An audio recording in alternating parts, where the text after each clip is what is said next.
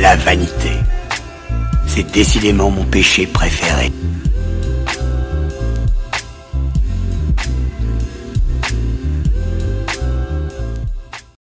Les créateurs ont perdu de vue ce que devait être leur objectif numéro 1. Nous devons d'abord divertir, il ne s'agit pas d'envoyer des messages positifs. Voilà, donc ça c'était les propos de Bob Iger il y a 2 mois environ, après l'évidence des flops à répétition de 2023. Ah, moi qui pensais que ce serait la vache maigre ce mois de février, je me trompais. Salut à tous et bienvenue sur l'écran fou, et aujourd'hui, eh bien oui, encore une preuve qu'ils n'apprennent rien chez Disney. Ils ne comprennent pas et donc ils n'apprennent pas. Bon, en même temps, pour apprendre, il faut déjà comprendre avant, c'est un petit peu logique. Car oui, après Star Wars, c'est au tour d'une autre grosse franchise de passer à la moulinette. Et donc Disney ressort le dossier Pirates des Caraïbes épisode 6, un projet longtemps discuté mais qui peine vraiment à sortir. Faut quand même rappeler que le projet existait déjà bien avant les déboires juridiques entre Johnny Depp et Amber Heard, et que justement, lors du premier procès pour violence conjugale, eh bien, Johnny Depp s'était fait virer par Disney, tout comme il s'était aussi fait virer par Warner, ce qui mettait donc dans le purin le 6e opus des aventures de Jack Sparrow. Sauf que depuis, on le sait, il avait riposté par un procès contre son ex-femme pour diffamation, un procès qu'il a gagné et qui a clairement jeté un froid sur Amber Heard, donc prouvant ainsi qu'elle avait vraiment manipulé la plèbe en jouant sur la facilité d'autrefois de, vous savez, la fameuse violence faite aux femmes à une époque donc encore très ancrée dans la bataille MeToo. Mais voilà, pour Johnny Depp, c'est une victoire face au mensonge qui ne lui a pas pour autant valu d'être repris, notamment par ses anciens studios, ni même d'avoir eu droit à des excuses. Ah oui, bien sûr, des excuses, ces entreprises sont un petit peu au-dessus de tout ça, vous comprenez. Et donc, entre-temps, il faut quand même rappeler qu'il avait été aussi question d'une idée de suite, une suite soft reboot de la franchise avec une femme dans le rôle titre, d'après une suggestion de Margot Robbie. Et très vite, la rumeur était devenue réalité autour du projet, puisqu'il avait été officialisé notamment par Jerry Bruckheimer et Margot Robbie, avec notamment cette dernière en tête d'affiche. Et d'ailleurs, la ligne directrice autour du projet était très claire. Il était carrément question d'un film fortement basé sur le girl power, donc rien de bien surprenant, j'ai envie de dire, venant de la part de celle qui jouera ensuite le rôle de Barbie dans le film féministe qu'on s'est bouffé l'an dernier. Mais au final, le projet sera abandonné, et d'un côté, c'est peut-être pas plus mal, et d'ailleurs, ça va aussi un petit peu de pair avec les récents propos de Margot Robbie, justement, qui estimait qu'elle se sentait tellement partout sur les grands écrans qu'il faudrait peut-être qu'elle prenne justement une bonne période de vacances pour se faire un peu oublier. Et là-dessus, je suis un petit peu d'accord avec elle, sinon effectivement on finirait par s'en lasser, et d'autant plus que si vraiment elle avait été dans ce Pirates des Caraïbes 6, on sait pertinemment que son personnage aurait été un ersatz de Harley Quinn ou de Barbie. Donc en fait, à l'image de tout personnage un peu foldingo qu'elle a l'habitude d'interpréter et qui se ressemblent un petit peu profondément dans leur comportement.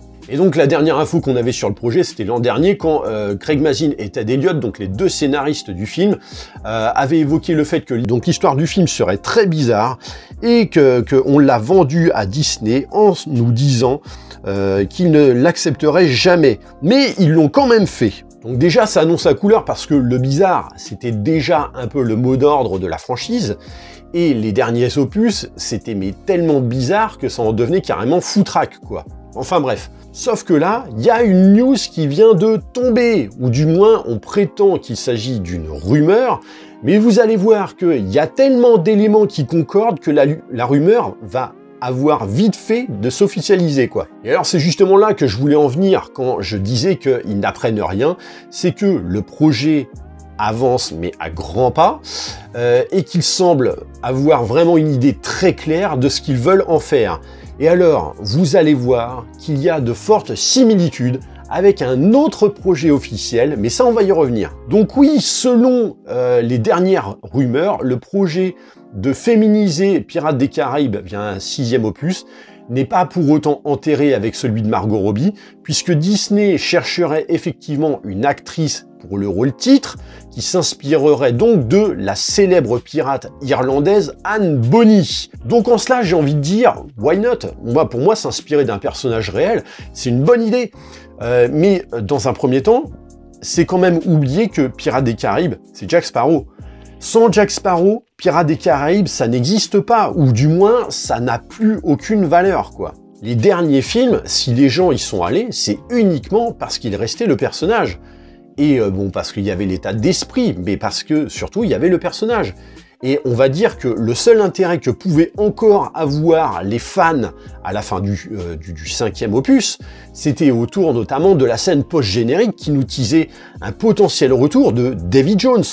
Donc l'ennemi le plus iconique de la franchise, et d'ailleurs par rapport à la place de Jack Sparrow dans tout ça, Jerry Bruckheimer l'a très bien compris puisqu'il estimait qu'il fallait que Depp revienne, donc ne serait-ce que pour une certaine transmission de flambeau à un nouveau personnage. Enfin bref, apparemment Disney n'aura jamais envisagé ce retour parce que ça impliquerait déjà d'une part un mea culpa de leur part, hein, alors qu'ils en sont totalement incapables, mais aussi et surtout que Johnny Depp lui-même a dit qu'il préférerait carrément mettre tout ça derrière lui. Donc personnage féminin pour jouer un personnage inspiré d'une pirate irlandaise, j'insiste sur le irlandaise parce que c'est important pour la suite. Et donc, la personne pressentie pour endosser le costume ne sera nulle autre que Ayo Edebiri, donc l'actrice de la série The Bear, qui est dispo d'ailleurs sur Disney+.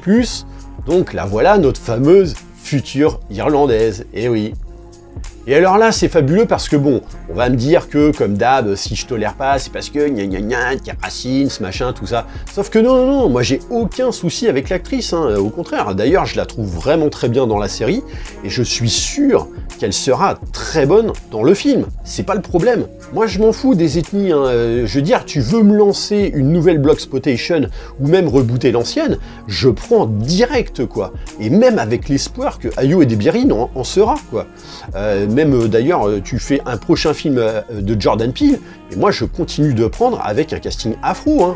J'ai aucun problème avec ça. Hein. Non, là le problème, et c'est toujours le même, notamment avec Disney, c'est que leurs intentions vis-à-vis de ce soft reboot de franchise, c'est de nous réinonder le tout de leur idéologie woke, hein, puisque vraiment ici il est question d'inclusivité, hein, donc d'intégrer déjà une équipe beaucoup plus jeune, donc apparemment en conformité avec le fameux public moderne, hein, donc vous savez ce fameux public qui représente quand même une minorité, mais une minorité qui aboie très fort, que si on ne les met pas justement en avant, c'est que en gros on est machin-phobe ou truc-phobe, quoi.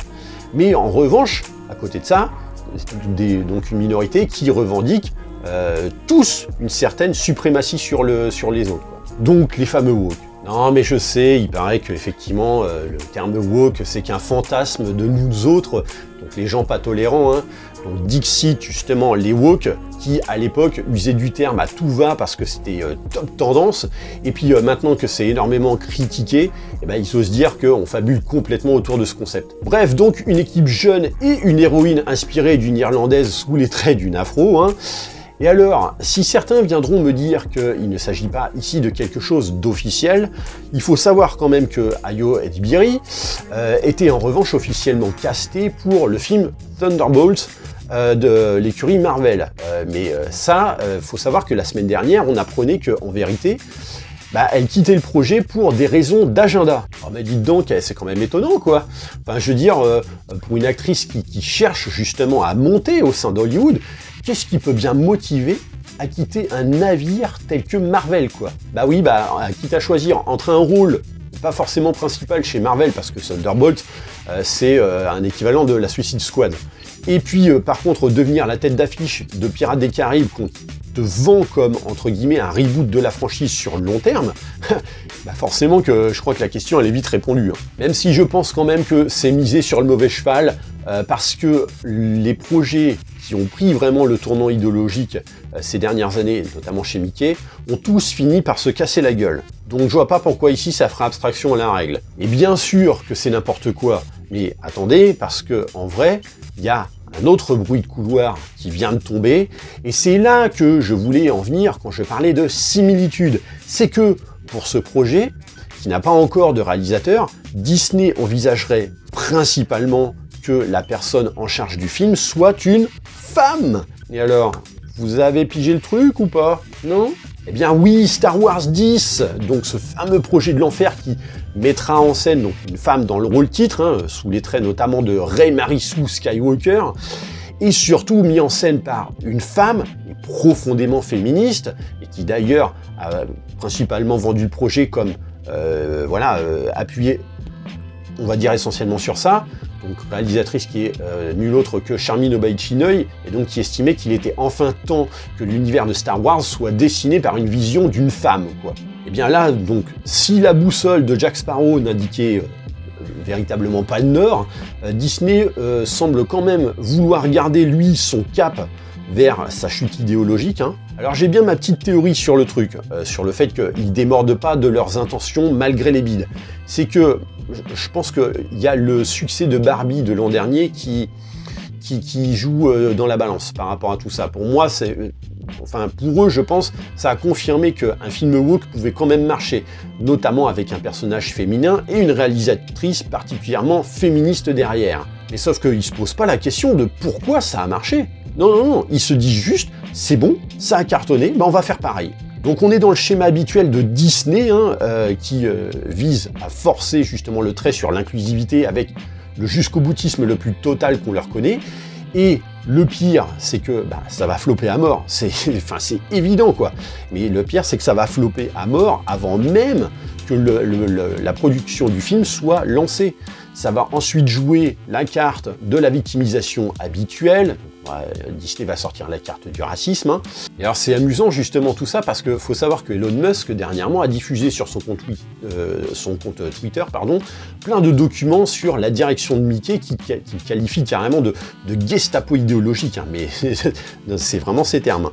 Donc un certain nombre de documents comme celui-ci, qui en l'occurrence montre à quel point la discrimination de cette mouvance est vraiment le cœur même de sa gestion, et donc où on pouvait carrément découvrir qu'il y a des tableaux de ce genre qui ont été édités par Disney et qui veulent clairement tout dire, hein. Donc rien que le titre de cet édito, General Entertainment Content Inclusion Standards, donc ce qui concorde avec ce que j'ai l'habitude de dire sur cette idéologie puante et qui a emprunté notamment Disney, donc le concept de mettre des gens dans des petites cases et de montrer aux autres que, en gros, si vous êtes blanc cisgenre, donc bref, des gens qui ont vécu avec les préceptes qui existent depuis des siècles mais qu'on remet en cause depuis seulement 10 ans, eh bien vous êtes considérés comme des privilégiés par la vie.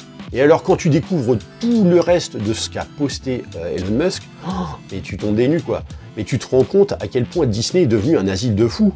Mais bon, un asile de fous très cher, quoi. Et comme justement on l'a vu que Elon Musk part en guerre contre Disney, d'ailleurs si vous souhaitez en avoir un petit peu plus d'informations, je vous réoriente vers les dernières vidéos de mon cher confrère youtubeur Goldoclack, donc qui balance un petit peu les dernières news sur le sujet, donc avec peut-être notamment un achat potentiel de Disney, donc vraiment envisagé par le propriétaire de X, donc anciennement Twitter, justement, et donc Elon Musk qui en l'occurrence copine fortement avec Nelson Peltz, qui lui aussi, comme on l'a vu sur la dernière vidéo actu de la chaîne, poursuit sa guerre contre Bob Iger et le conseil d'administration de Mickey. Mais là, autant de projets qui prennent vraiment à bras le corps l'idéologie woke, quand justement le PDG Bob Iger avait dit qu'il était temps de calmer le jeu, non, en fait, ils nous mettent double dose, quoi. C'est quand même ultra risqué.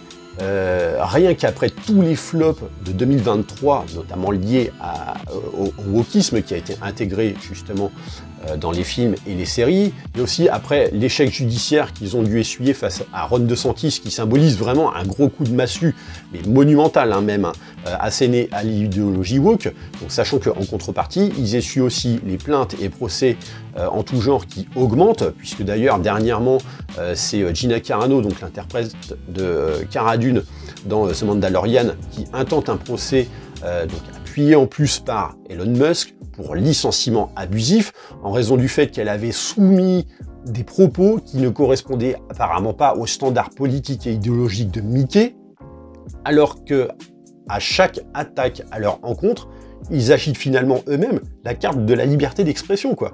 Plus foutage de gueule que ça, tu fais pas, quoi. Ce qui est d'autant plus ironique d'ailleurs, quand on sait que la liberté d'expression, c'est la raison principale de l'acquisition de Twitter par Elon Musk, et que Disney justement avait décidé de retirer tout programme de publicité de leur part sur le réseau social, en voulant jouer les censeurs, Tout ça parce que Musk refusait de supprimer des posts et donc des commentaires qui n'allaient pas dans le sens de leur idéologie. Vouloir bannir des idées et prôner à côté la liberté d'expression, c'est un peu antinomique, il me semble, quoi. Donc pour en revenir au projet de Pirates des Caraïbes 6, vouloir lancer de telles choses ancrées dans le progressisme toxique, alors que la direction actuelle de l'entreprise est menacée par des personnes de grande ampleur, c'est quand même prendre de très gros risques au point que tout ça finisse carrément par tomber à l'eau avant même l'été, quoi. Et pourquoi justement j'évoquais Elon Musk dans toute cette histoire?